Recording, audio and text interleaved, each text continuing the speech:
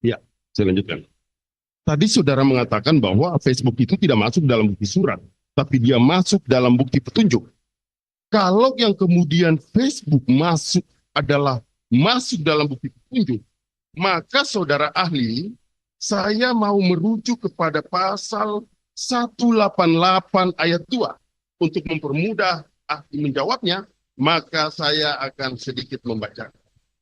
188 ayat 2. Petunjuk sebagaimana dimaksud dalam ayat 1 hanya boleh diperoleh dari keterangan saksi, surat, keterangan terdakwa.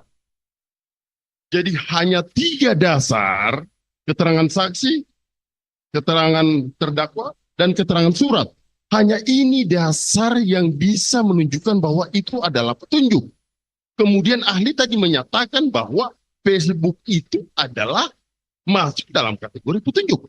Bagaimana jawaban saudara ahli atas pertanyaan saya ini?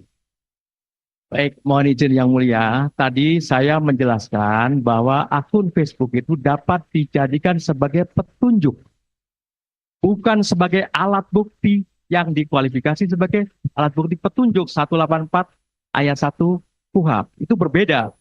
Maknanya sangat berbeda. Saya tadi sampaikan bahwa petunjuk itu, alat bukti petunjuk di dalam 184 KUHP, huruf eh, D, huruf D itu akan diperoleh pada pemeriksaan di pengadilan dalam perkara pokoknya.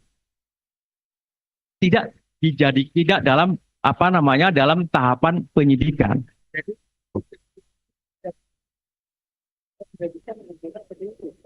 Kan betul.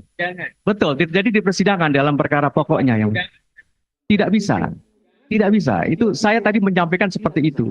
Tidak bisa ya? Jadi dapat dijadikan sebagai petunjuk, bukan alat bukti petunjuk.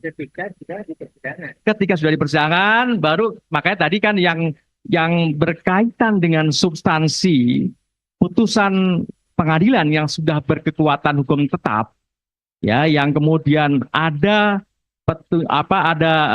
di dalam pertimbangannya yang menyebut adresat DPO dan seterusnya itu sebagai petunjuk bagi penyidik untuk kemudian ditindaklanjuti untuk mencari dan menemukan alat bukti.